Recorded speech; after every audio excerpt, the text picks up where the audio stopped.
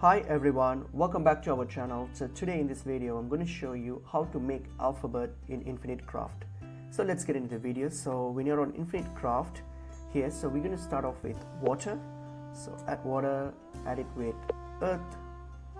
That's going to give you a plant, and then plant you add it with plant again, add it, and that will give you a tree. So tree, add it with water, and that will give you a river. And then river, add it with tree, and that's will give you a paper. So paper, add it with paper again, and that will give you a book. So now we're going to go and get earth here. So let's get earth, add it with river, and you get delta.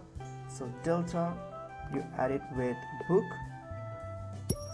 and you'll get the alphabet. So that's pretty much it is. So that's how you make alphabet in Infinite Craft. So it's pretty easy, and I hope this video was helpful to you all. I'll see you all in another video. Thank you.